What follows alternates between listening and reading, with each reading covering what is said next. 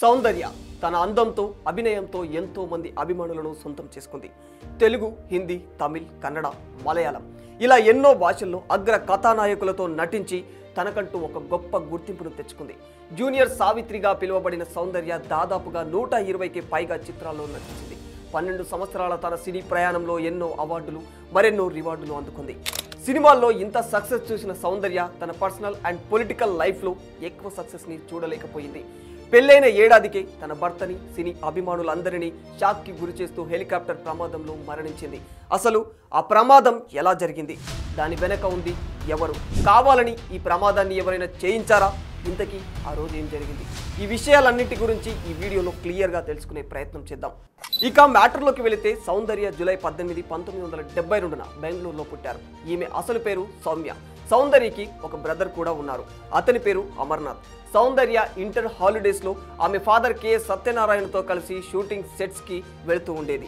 ఒకరోజు Hamsalekha music director సౌందర్యని shooting సెట్లో చూసి తను డైరెక్ట్ చేస్తున్న గంధర్వ మూవీలో ఒక చిన్న రోల్ చేయమని అన్నారట. కానీ సౌందర్యకి మూవీస్లో యాక్టింగ్ చేయడం అంటే ఇష్టం లేదు. ఆమె డాక్టర్ అవ్వాలని అనుకున్నారు. కానీ ఆ సినిమా మ్యూజిక్ డైరెక్టర్ సౌందర్య వాళ్ళ ఫాదర్కి ఒక మంచి ఫ్రెండ్ అవ్వడం వల్ల ఇష్టం లేకపోయినా ఆ మూవీలో యాక్ట్ చేయడానికి ఒప్పుకుంది. అయితే ఈ మూవీ చేస్తున్న టైంలోనే సౌందర్యకి మరో మూవీలో హీరోయిన్గా డెబ్యూ చేయడానికి ఆఫర్ వచ్చింది.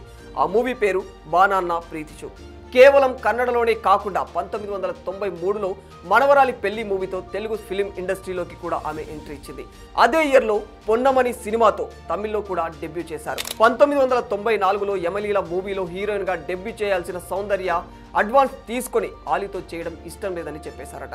ఇక 1995లో కోడి రామకృష్ణ డైరెక్షన్లో వచ్చిన అమ్మోరు మూవీతో సౌందర్య కెరీరే మారిపోయిందని చెప్పుకోవచ్చు.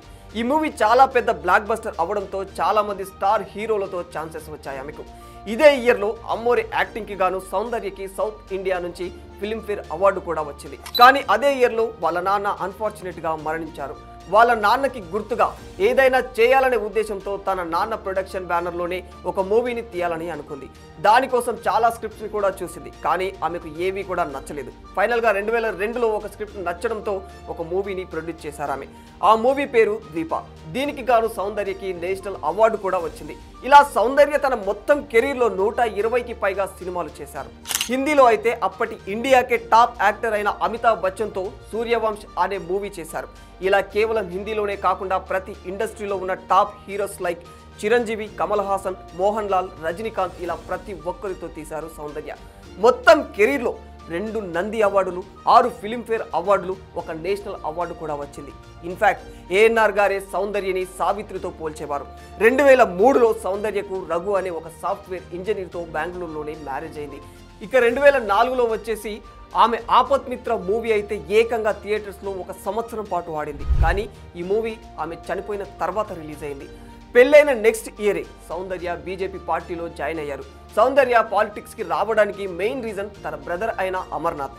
అమర్నాథ్తో కలిసి సంస్కార్ భారతి అనే ఆర్గనైజేషన్కి సోషల్ సర్వీసెస్ చేసేవారు వీరు.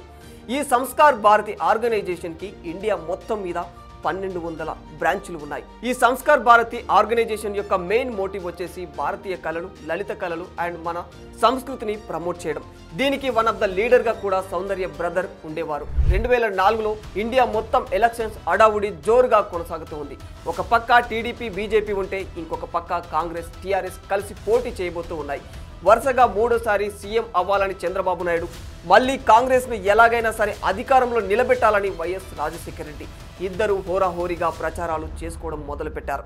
ఈ ప్రచారంలో భాగంగా ఎందరో మూవీ స్టార్స్ ప్రత్యక్షంగా, పరోక్షంగా వాళ్ళు అభిమానించే పార్టీలకి సపోర్ట్ చేయడం స్టార్ట్ చేశారు.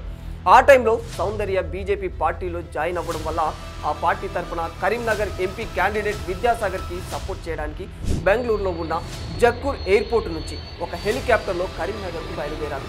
హెలికాప్టర్ స్టార్ట్ అయిన ఒక 15 నిమిషాలకే చాలా మిస్టీరియస్గా క్రాష్ అయిపోయింది. దీనివల్ల సౌందర్య గారు చనిపోయారు. ఈ యాక్సిడెంట్లో కేవలం సౌందర్యనే కాకుండా pilot Philips and Soundarya brother అయిన అమర్నాథ్, బీజేపీ క్యాండిడేట్ రమేష్ కాడం కూడా ఉన్నారు. ఈ హెలికాప్టర్ పేరు వచ్చేసి సెస్నా E180. దీన్ని అగ్ని ఏరోస్పోర్ట్స్ అడ్వెంచర్స్ అకాడమీ నుంచి రెంటుకు తీసుకున్నారు. మనం కరెక్ట్గా చెప్పుకోవాలి అంటే అది ఏప్రిల్ 17, 2004 ఉదయం 11 అవుతుంది. హెలికాప్టర్ స్టార్ట్ అయ్యి 50 అడుగుల ఎత్తుకు ఎగిరింది. ఇక పైకి వెళ్లే కొద్దీ ఏం జరిగిందో తెలియదు. ఎంత స్పీడ్తో పైకి వెళ్ళిందో దానికి డబుల్ స్పీడ్తో క్రాష్ అయిపోయింది. ఈ క్రాష్ అనేది ఎయిర్పోర్ట్ పక్కనే ఉన్న యూనివర్సిటీ ఆఫ్ అగ్రికల్చర్ సైన్స్లో జరిగింది. మరో విషయం ఏమిటంటే ఈ క్రాష్ జరిగేటప్పటికి సౌందర్య వాళ్ళ ఫ్యామిలీ మెంబర్స్ మొత్తం కూడా ఇంకా ఎయిర్పోర్ట్లోనే ఉన్నారు. దీన్ని బట్టి ఆ హెలికాప్టర్ ఎంత ఫాస్ట్గా క్రాష్ అయిపోయిందో మనం అర్థం చేసుకోవచ్చు. క్రాష్ అయిన 3 అవర్స్ వరకు ఆ బాడీస్ మండుతూనే ఉన్నాయి. సౌందర్య ఎంత దారుణంగా చనిపోయారు అంటే ఆమె వాచ్ లేకపోతే కనీసం ఆమెను గుర్తించడం కూడా కష్టమయ్యేది. ఆ చెయ్యి వాచ్ని బట్టి ఆమె బాడీని గుర్తుపట్టారు. అంతేకాక సౌందర్య తల అయితే మొండెం నుంచి వేరైపోయింది. మరో విషయం ఏమిటంటే ఆమె చనిపోయే టైంకి ఆమె 2 months ప్రెగ్నెంట్ కూడా. ఈ క్రాష్ అవ్వడానికి మొదటిసారిగా ఒక గవర్నమెంట్ ఎంప్లాయీ చూసి దగ్గరికి వెళ్ళాడు. ఆ తర్వాత ఇన్ఫర్మేషన్ అందరికీ తెలియడంతో అప్పటి కర్ణాటక సీఎం ఎంఎస్ కృష్ణ గారు ఈ స్పాట్కి వచ్చారు. అంత్యక్రియలు కూడా అదే రోజు రాత్రి 8 గంటలకు బెంగళూరులో ఉన్న రాజాది ఘాట్లో చేశారు. ఇక్కడితో స్టోరీ ఎండ్ అవ్వలేదు. ఇక్కడి నుంచే అసలైన ట్విస్ట్లన్నీ బయటకు వచ్చాయి. డైరెక్టరేట్ జనరల్ ఆఫ్ సివిల్ ఏవియన్స్ వారు ఇన్వెస్టిగేషన్ని స్టార్ట్ చేశారు. అయితే ఈ ఇన్వెస్టిగేషన్లో హెలికాప్టర్ క్రాష్ అవ్వడానికి మెయిన్గా 3 రీజన్స్ అయితే చెప్పారు. ఫస్ట్ది పైలట్కి ఎక్స్పీరియన్స్ లేకపోవడం, అండ్ రెండవది హెలికాప్టర్ అనేది ఓవర్లోడ్ అవ్వడం. ఇక థర్డ్ రీజన్ వచ్చేసి టర్న్ చేస్తున్నప్పుడు పైలట్ ఫ్లాప్స్ని రివర్స్ వేశాడని తెలుస్తుంది. మీకు అర్థమయ్యేలా చెప్పాలంటే ఈ ఫ్లాప్స్ అనేవి హెలికాప్టర్ పైన ఉన్న ఫ్యాన్స్. వీటిని టర్న్ చేసేటప్పుడు యూజ్ చేయాల్సిన పొజిషన్లో కాకుండా రివర్స్ పొజిషన్లో యూజ్ చేసి ఉంటాడని తెలుస్తుంది. ఇక్కడే చాలా మంది DCA పైన కొన్ని క్వశ్చన్స్ కూడా రైజ్ చేశారు. ప్రతి ఎయిర్ క్రాఫ్ట్లో బ్లాక్ బ్యాగ్స్ని కూడా యూజ్ చేయాలి కదా, వీటిలో ఎందుకు యూజ్ చేయలేదు? నిజానికి ప్రతి ఎయిర్ క్రాఫ్ట్లో 2 బ్లాక్ బాక్సెస్ ఉంటాయి. ఫస్ట్ది వచ్చేసి ఫ్లైట్ రికార్డర్. దీంట్లో ఎలాంటి ఇన్ఫర్మేషన్ ఉంటుందంటే ఆ ఎయిర్ క్రాఫ్ట్ అనేది ఎంత స్పీడ్తో వెళ్ళింది, ఎంత హైట్లో వెళ్ళింది, అండ్ ఎంత డిస్టెన్స్లో వెళ్ళింది అని. సెకండ్ది వచ్చేసి కోకోఫిట్ వాయిస్ రికార్డర్. దీని దగ్గర ఎలాంటి ఇన్ఫర్మేషన్ ఉంటుందంటే పైలట్ గ్రౌండ్ కంట్రోల్ రూమ్తో మాట్లాడిన ప్రతి మాట దీంట్లో రికార్డ్ అయి ఉంటుంది. ఎలాంటి సిచ్యువేషన్లో అయినా దీంట్లోని డేటా అసలు నాశనం అనేది కాదు. మరొకటి ఏంటంటే QCM టెస్ట్ అనేది ఎందుకు చేయలేదు? ఇక్కడ QCM అంటే quality control management. QCM test అనేది ప్రతి ఎయిర్ క్రాఫ్ట్ టేక్ ఆఫ్ అయ్యే ముందు తప్పనిసరిగా చేస్తారు. లేకపోతే వాటిలోని ప్రాబ్లమ్స్ అనేవి మనకు తెలియవన్నమాట. అంతేకాకుండా ఒక VIPని తీసుకెళ్లాలంటే ఎక్స్పీరియన్స్ ఉన్న పైలట్ని పెట్టాలి. ఎలాంటి ఎక్స్పీరియన్స్ లేని ఫిలిప్స్ని ఎందుకు పెట్టారు? మరొక విషయం ఏమిటంటే సౌందర్య తనంతటకు తానే పాలిటిక్స్లోకి అడుగు పెట్టింది అనుకుంటారు. కానీ నిజమేమిటంటే వాళ్ళ అన్నయ్య సపోర్ట్ చేయమని అడిగితే సౌందర్య వెళ్ళింది. ఇన్ఫ్యాక్ట్ సౌందర్య అన్న అయిన అమర్నాథ్ 1919 నుండే బీజేపీలో ఒక క్యాండిడేట్గా ఉన్నాడు. వాళ్ళ అన్న రాజకీయాల్లో ఉండటం వల్ల ఆమెని ప్రచారానికి తీసుకెళ్లాడు. అలాగే ఆమె కరీంనగర్లో విద్యాసాగర్ రావు గారు కంటెస్టెంట్ చేస్తున్నప్పుడు జక్కూరు నుంచి చార్టర్డ్ ఫ్లైట్లో బయలుదేరారు. నిజానికి అగ్ని ఏవియేషన్స్ మీద స్ట్రాంగ్ ఇన్వెస్టిగేషన్ చేయకపోవడానికి మెయిన్ రీజన్ ఏంటంటే ఈ అకాడమీ అనేది ఒక IAS కొడుకుకు చెందింది. అతని పేరు అరవింద్ శర్మ. మరొక విషయం ఏమిటంటే ఈ అకాడమీ నుంచి most of the second handed air క్రాఫ్ట్నే యూజ్ చేసేవారు. ఈవెన్ సౌందర్య ఎక్కిన హెలికాప్టర్ కూడా 54 సంవత్సరాల క్రితందే. ఇకపోతే సౌందర్య గారిని పొలిటికల్ సింపతి కోసమే యూజ్ చేసుకుని చంపుకున్నారా అనే అనుమానాలు కూడా ఉండేవి. సౌందర్య డెత్ పైన మరికొన్ని కాంట్రవర్సీలు కూడా ఉన్నాయి. తన భర్తే తనని ఆస్తి కోసం చంపుకున్నాడని కొందరు వ్యక్తులు అంటుంటే, లేదు మోహన్ బాబు చంపారని మరికొందరు ఆరోపించారు.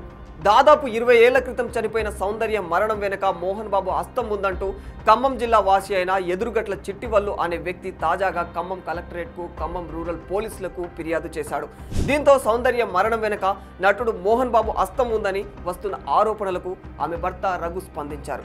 మోహన్ బాబుతో తమకు ఎలాంటి ఆస్తి గొడవలు లేవని, సౌందర్య మరణం ప్రమాదవశాత్తు జరిగిందేనని చెప్పుకొచ్చారు. ఇక ఇలాంటి సీరియస్ మ్యాటర్లో కూడా ఒక సిల్లీ కాంట్రవర్సీ నడిచింది. ఆపత్ మిత్ర మూవీ తీస్తున్న టైంలో చంద్రముఖి ఆమెను ఆవహించిందట. ఆ సమయంలోనే చంద్రముఖి ఆమెను బలి తీసుకుందని కొందరు అంటుంటారు. నిజానికి ఈ మూవీ ఆమె చనిపోయిన తర్వాత రిలీజ్ అయింది. సేమ్ ఇలానే ఆపత్ మిత్ర 2 రిలీజ్ అవ్వకముందు విష్ణువర్ధన్ కూడా చనిపోయారు. ఈ రెండింటిని కంపేర్ చేసి చంద్రముఖి చంపేసిందని చాలామంది అనుమానించారు. ఇక్కడ మనం ఒక విషయం గమనించాల్సింది ఏంటంటే సౌందర్య విష్ణువర్ధన్ని చంపేసిన చంద్రముఖి ఎందుకని జ్యోతిక రజనీకాంత్లను వదిలేసింది? అయితే ఇదంతా ఫేక్ అనమాట. అసలు విష్ణువర్ధన్ చనిపోవడానికి రీజన్ ఏంటంటే అతనికి బ్రెయిన్ స్ట్రోక్ రావడం.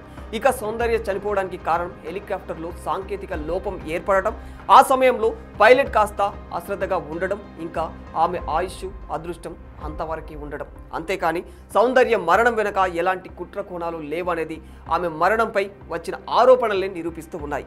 ఏది ఏమైనా సౌందర్య లాంటి ఒక గొప్ప యాక్టర్ని కోల్పోవడం అనేది మాత్రం ఇండియన్ సినిమాకి ఒక తీరని లోటుగానే చెప్పుకోవచ్చు. For more videos like this, subscribe Big TV channel.